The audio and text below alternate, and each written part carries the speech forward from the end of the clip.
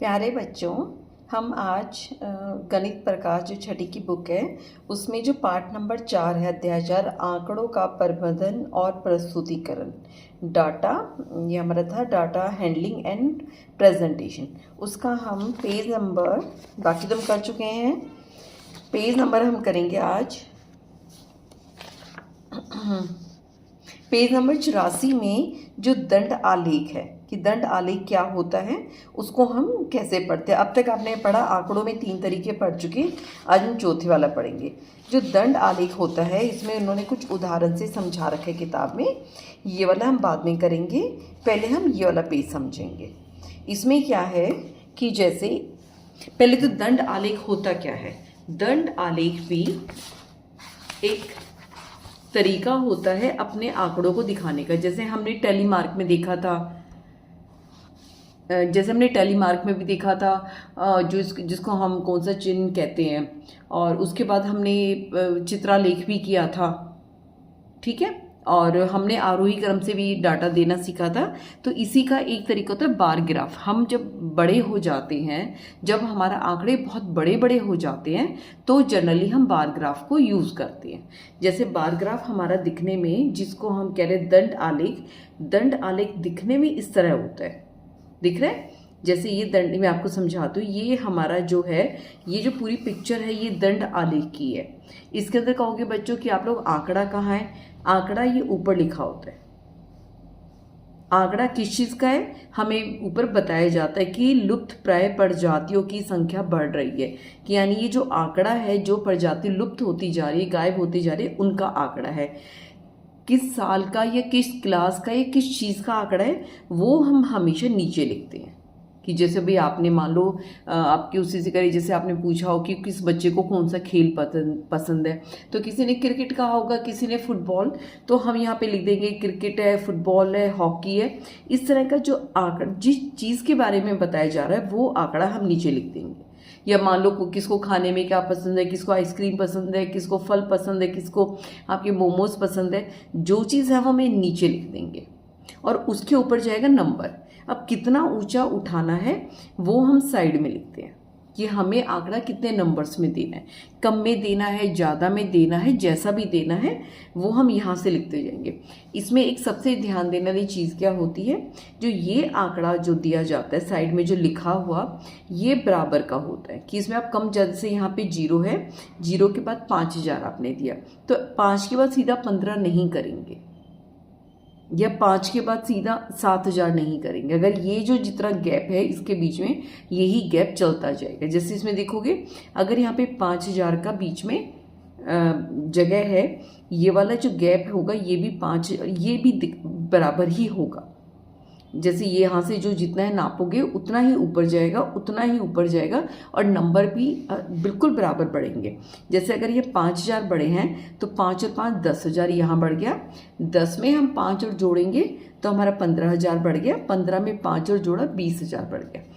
समझ गए बात को। ये हमारा पूरा दंड आलेख है। इसको एक बार दोबारा रिपीट करके वीडियो सुन लेना कि नीचे जिस बारे में बताया गया है वो आंकड़े हम बराबर नीचे लेंगे। वो आंकड़ा कितने नंबरों का है उसके हिसाब से, कि पूरा आंकड़ा हमारा इस में आ जाए, इस पेज में आ जाए, उसके हिसाब से हम यहाँ लिखेंगे। लेकिन इसमें कोई भी अंतर नहीं होगा। जैसा हम बढ़ाना स्टार्ट करेंगे समान मात्रा में बढ़ते जाएंगे, और जिस चीज़ का आंकड़ा है वो हम हमेशा ऊपर लिखते हैं, ठीक है। जैसे अब एक पर्सन आता है, ये तो मेन समझाया है। अब जैसे पहला पर्सन आता है उदाहरण का, कि एक कक्षा थी, इसमें जो बच्चे जो अनुपस्थित थे, जो स्कूल नहीं गए थे, उनकी संख्या ये थी।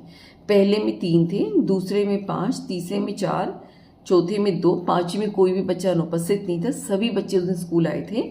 छठी में 1 बच्चा, सातवीं में 5 बच्चे, 8वीं में 7 बच्चे। इसको अब हमें दंड आलेख में दिखाना है, तो हम क्या करेंगे, हम एक दंड आलेख इस तरह बनाएंगे। हमें बताना पड़ेगा कि हमारी जो इकाई है वो क्या है, कि 1 इकाई लंबाई हमारा एक विद्यार्थी है। इधर हम लिखेंगे विद्यार्थियों की संख्या, हमने विद्यार्थियों की संख्या दे रखी है। ये देखो यहाँ पर भी हमने बराबर बढ़ाए, 0 1 2 3 4, ऐसे बीच में नहीं है कि 0 है फिर 2 है फिर 3 आ गया फिर 7 आ गया, नहीं, बिल्कुल लाइन में बढ़ेंगी। और संख्या हम किसकी दे रहे हैं, हम आंकड़ा किसके बारे में दे रहे हैं, क्लास के बच्चों का। तो नीचे हमने कक्षा लिख दी और हमें यहाँ लिखना पड़ेगा नीचे ये कक्षा है कि आप ये क्या चीज़ लिख रहे हो, ये भी बताना पड़ेगा कि ये कक्षा है। यहाँ पे क्या चीज़ लिख रहे हो, यहाँ विद्यार्थियों की संख्या दे रहे हो, तो आपको ये चीज़ लिखनी पड़ेगी। ठीक है, बार ग्राफ वहाँ से होगा जिसके बारे में आप, जैसे 2 लाइनें बनी है ना हमारी, इधर आंकड़े में 2 लाइनें हैं, जो हमारी कक्षा है इससे बार ग्राफ स्टार्ट होगा, ये हमें दिखाना है। तो जैसे इधर हमने कक्षा लिखी है तो यहाँ से बार ग्राफ स्टार्ट। बार का मतलब दंड, दंड का मतलब ऐसे चौड़ा डंडे की तरह बनाना है। ठीक है, ऐसे जैसे डंडा बनाते हैं ना, एक डंडा चौड़ा होता है, यहाँ गया ऊपर के नीचे आ गया, ये दंड। आलेख का मतलब इसका ग्राफ टाइप में। जैसे अब पहली क्लास में हमारे कितने बच्चे एब्सेंट थे, अनुपस्थित थे हमारे, इधर देखोगे 3 बच्चे अनुपस्थित थे, तो हमने पहली में 3 तक का ग्राफ बना दिया।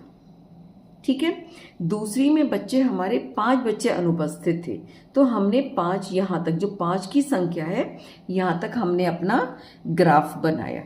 तीसरी के अंदर 4 बच्चे थे अनुपस्थित थे, तो हम 4 तक अपना ऐसे ग्राफ बना के लिखेंगे, ऐसे ऊपर डंडा गया और ऐसे आ गया। अब पहली बार बनाओगे तो स्केल को, फुट्टे को यूज करके बनाना, नहीं तो वैसे बनाओगे तो लाइन टेढ़ी मेढ़ी होगी, दिखने में अच्छा नहीं लगेगा, और उसको पेंसिल से हरा ऐसे धीरे धीरे, और ये पेंसिल से बनेगा, पेन से नहीं बनेगा। पेंसिल से बना के इसके अंदर इसको भर देना है, और पेंसिल के भी फायदे, जड़ हुई तो आप गलत हो गए तो मिटा भी सकते हो। चौथी में हमारे 2 बच्चे एब्सेंट थे तो 2 तक बना। 5वीं में एक भी बच्चा अनुपस्थित नहीं था, तो ऐसा नहीं हम 5वीं को नहीं लिखेंगे, हम 5वीं लिखेंगे, लेकिन जब बच्चा ही अनुपस्थित नहीं था तो हम इसको छोड़ देंगे। 6ठी में 1 बच्चा था, 7वीं में 5 बच्चे थे, और 8वीं में 7 बच्चे थे। देखो 7 तक हमने बना रखा है। इसमें सबसे इम्पॉर्टेंट बात क्या है याद रखने की, सबसे आसान दंड आलेख है कि जो चीज़ आप जहाँ दिखा रहे हो, अगर यहाँ कक्षा दिखा रहे हो तो आपको कक्षा लिखनी पड़ेगी।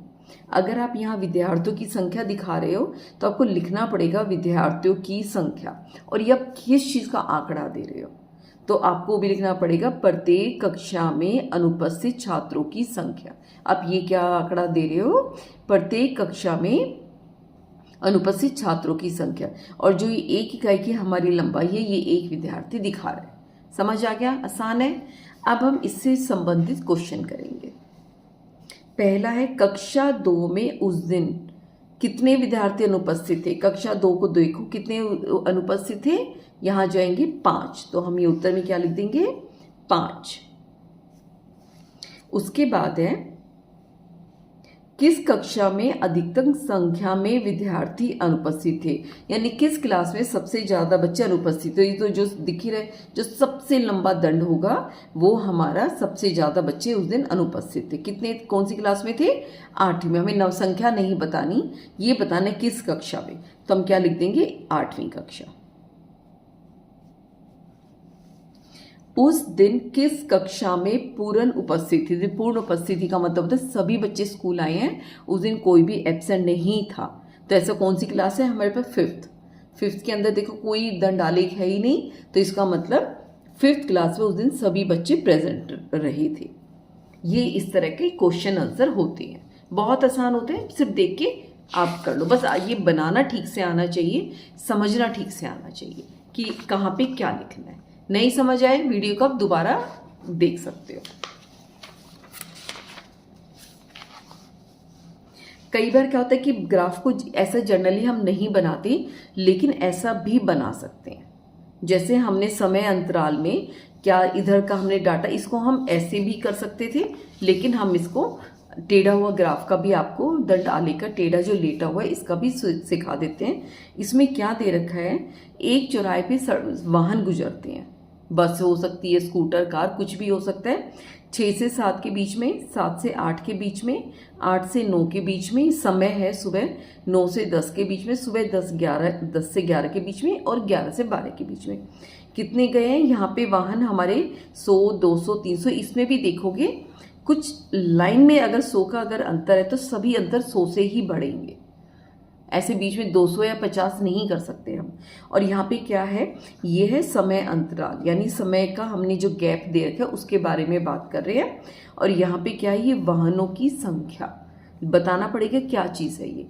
अब देखते हैं, हमें सब समझ में आ जाएगा। और ऊपर इन्होंने लिखना चाहिए था चौराहे से गुजरने वाली वाहनों की संख्या। ठीक है, अगर ये लिख देंगे तो और ज़्यादा चीज़ क्लियर हो जाएगी। अगर आप जैसे 6 से 7 का टाइम देते हो, ये 100 और 200 के बीच में है, यानी 150, 150। सुबह 6 से 7 के बीच में 150 हमारे वाहन गुजरते हैं। उसके बाद 7 से 8 के बीच में एकदम बढ़ गए बहुत सारे। कितने गुजरे? 1200। 8 से 9 के बीच में कितने गुजरे? कम हो गए थोड़े, 1000। 9 से 10 के बीच में कितने गुजरे? 800। 10 से 11 के बीच में 700। 11 से 12 के बीच में कितने गुजरे हैं? 600। आराम से देख के अंदाजा दिख सकता है। अब कोई भी आपसे पूछे कि सबसे कम किस समय में सबसे कम वाहन गुजरे, आप जब भी देख के बता दोगे भाई 6 से 7 के बीच में सबसे कम वाहन गुजरे हैं। सबसे ज़्यादा वाहन कब गुजरे, देख के फटाफट बता सकते हो कि 7 से 8 के बीच में। ठीक है ना। ये 7 से 8 क्यों ज़्यादा वाहन गुजरे होंगे? क्योंकि उस टाइम पे विद्यालय जाने का टाइम होता है और दफ्तर जाने का टाइम होता है, तो इसलिए उस टाइम पे ज़्यादा वाहन होते हैं। सुबह के टाइम सब कुछ बंद होता है, स्कूल भी बंद होते हैं उस टाइम पे, दफ्तर भी बंद होते हैं, तो इसलिए इस टाइम पे कम है। और धीरे धीरे कम क्यों होते चले गए? ज़्यादातर बच्चे स्कूल पहुंच गए, दफ्तर वाले धीरे धीरे पहुंच गए। ये कौन से हो सकता है, कोई दुकानदार हो सकता है, कोई मिलने जा रहा हो, तो इसलिए धीरे धीरे ये संख्या हमारी कम होती चली गई। ठीक है, इसको हम ऐसे बार ग्राफ में दिखा सकते हैं। अब इसका हम उत्तर करेंगे। प्रातः 6 और दोपहर 12 के बीच में उस चौराहे से कितने वाहन गुजरे हैं? तो इसका मैंने पहले ही सॉल्व करके रखे हुए हैं। ये देखो, 6 से 7 के बीच में 150 गए थे, 7 से 8 में 1200, 8 से 9 में 1000, 9 से 10 में 800, 10 से 11 में 700 और 11 से 12 में 600। इन सब को जोड़ लेंगे 4450। तो सुबह पूरे टाइम में सुबह 6 बजे से दोपहर के 12 बजे तक कुल कितने वाहन गुजरे? 4450। अगला प्रश्न है, आपके विचार से प्रातः 6 से 7 और 7 से 12 दोपहर के बीच में अन्य घंटों में इतना कम यातायात क्यों रहा? कि ये यही पूछ रहे हैं कि इस समय में 6 से 7 में और 11 से 12 में कम वाहन क्यों गुजरे, क्या सोचते हो? तो इसका हम वही उत्तर लिखेंगे कि प्रातः 6 से 7 और 7 से 12 के बीच में यातायात कम इसलिए रहा होगा क्योंकि इस समय में विद्यालय और दफ्तर जाने वाले वाहन नहीं होते। आप कुछ और लिखना चाहो तो वो लिख सकते हो। आपके विचार में प्रातः 7 और 8 के बीच में यातायात अधिकतम क्यों रहा होगा? प्रातः 7 और 8 के बीच में यातायात अधिकतम इसलिए रहा होगा क्योंकि इस वक्त विद्यालय और दफ्तर जाने वाले लोग वाहन में जा रहे होंगे। अगला है, आपके विचार से प्रातः 8 के 12 दोपहर के प्रत्येक घंटे में यातायात कम क्यों होता गया? वो ना देख रहे हो अपने, ये देखो पहले 1200 थे, 1000 हुए, 800 हुए, कि वाहन कम क्यों होते चले गए। प्रातः 8 के बाद 12 बजे दोपहर तक प्रत्येक घंटे में यातायात कम इसलिए होता गया क्योंकि विद्यालय जाने वाले बच्चे, स्कूल तो विद्यालय तो सुबह ही लग जाता है जनरली, जो जनरल जैसे इवनिंग शिफ्ट है उसके बच्चे तो चलो दोपहर को जाते हैं, लेकिन जो मॉर्निंग शिफ्ट है जनरल शिफ्ट वाले तो सुबह चले जाएंगे क्योंकि विद्यालय जाने वाले बच्चे विद्यालय जा चुके थे। दफ्तर वाले वाहन भी समय के साथ कम होते चले गए। बाकी इसमें अगर आप थोड़ा 19-20 करके लिखना चाहते हो कोई दिक्कत नहीं है। ये हमारी आज की वीडियो यहाँ तक की थी और इसके बाद हम ये अभी हमारा चलता रहेगा। अभी हम ये डाटा भी करेंगे और हम दंड आलेख बनाना भी सीखेंगे। अभी चैप्टर 2-3 वीडियोस का और है, लेकिन चैप्टर कैसा लग रहा है मेरे को कमेंट करके ज़रूर बताना। और ये चैप्टर बहुत आसान है, इसमें पूरे नंबर आते हैं। चलो थैंक यू बच्चों, ध्यान रखना अपना।